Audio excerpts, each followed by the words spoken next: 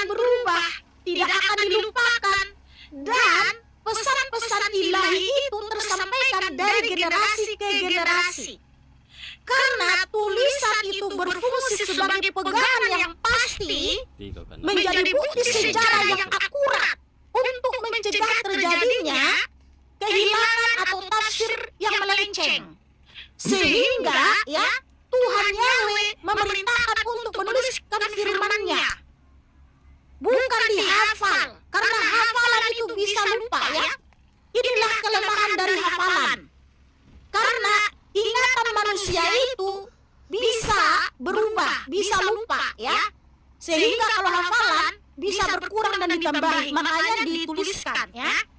Itu tadi saya tunjukkan ayatnya. Nah sekarang pertanyaan saya, kalau betul ya sudah dilegitimasi itu kita, mana perintah sesembahanmu untuk menuliskan itu dalam satu kitab, dalam kitab Al-Quran? Silakan tunjukkan. Ada nggak perintah sesembahanmu untuk menuliskan itu ke dalam Al-Quran? Oke baik. Saya jawab ya. Saya jawab tapi kau diam tapi jangan langsung kejang-kejang. Ketika saya menjawab kau bomo. Mana penonton mau mendapatkan edukasi? Ya dulu lah. Walaupun kau sebagai host kau harus senang kalau saya lagi ngomong. Dengarkan saya ngomong. Pertama, saya mau jawab pertanyaan kamu dulu. Saya mau jawab statement kamu dulu mengatakan bahwa lemah itu hafalan.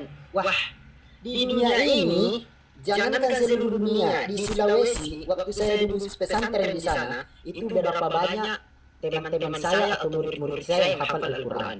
Hafal Al-Quran dan sekarang tidak dilupakan. Apalagi seluruh dunia, di Palestina, di Turki, di Irak, di Arab, di Mesir, dan lain sebagainya, itu masih menghafal Al-Quran, tersimpan Al-Quran ke dalam kepalanya. Itu pertama.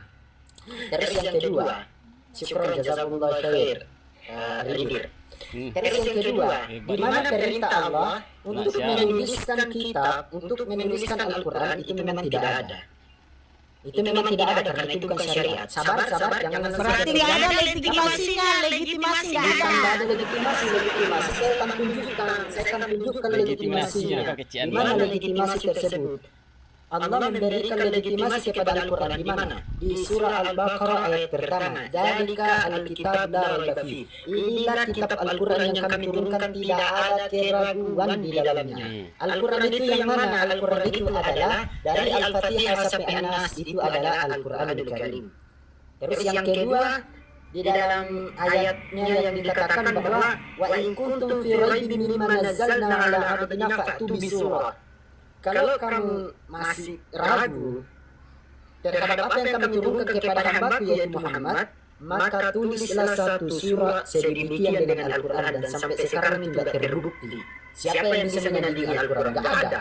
Dan penghafal Al-Quran itu banyak di dunia. Jangankan seluruh dunia, jangankan seluruh Indonesia. Di kota wilayah Sulawesi Barat itu banyak yang hafal Al-Quran di luar kepala. Itulah hebatnya Al-Quran. Terus yang kedua, terus saya mau lanjutkan. Yang kamu tadi menyatakan bahwa dari kejadian sampai wahyu itu adalah firman Elohim. Saya mau kasih data dua di dalam kitabmu. Yang pertama 2 Korintus 11:17. Apa kata Paulus? Apa yang aku katakan? Aku mengatakannya bukan menurut firman Tuhan, melainkan orang bodoh yang berkeyakinan boleh bermegah. Itu yang pertama. Terus yang kedua, di Roma 3 nomor 7, apa dikatakan di situ? Jika kebenaran Elohim karena dosaku semakin melimpah, mengapa aku harus dihakimi lagi sebagai orang yang berdosa? Lah, kok ada ini orang yang berdusta diklaim sebagai kebenaran Elohim? Itu dari mana? Apa legitimasinya? Terus yang ketiga, kamu tadi mengatakan bahwa Elohim itu sendiri memerintahkan untuk menulis firman-Nya di satu kitab. Oke, baik, saya iakan. Tapi yang dimaksud di situ Elohim adalah firman-Nya. Bukan perkataan Matius, bukan perkataan Markus, bukan perkataan Lukas, bukan perkataan Yohanes, bukan perkataan murid-murid Yesus, bukan perkataan bapak-bapak gereja, bukan perkataan manusia, tapi yang dikatakan oleh Elohim adalah tuliskanlah firman-Ku. Firman-Nya Elohim yang harus dituliskan, bukan perkataannya Matius, Markus, Lukas, Yohanes, Surah Paulus dan lain sebagainya. Bukan itu, Mikana. Sedangkan di dalam Matius, Markus, Lukas, Yohanes itu tidak semuanya di situ firman Elohim. Ada juga perkataan Lukas. ada juga perkataan Matius, ada juga perkataan Yohanes, ada juga perkataan Markus, ada juga perkataan Paulus. Buat pada semua baca bentuk. Jadi yang diperintahkan untuk ditulis firman-Nya itu bukan perkataan Matius, Markus, Yohanes, tapi perkataan Elohim atau firman Elohim.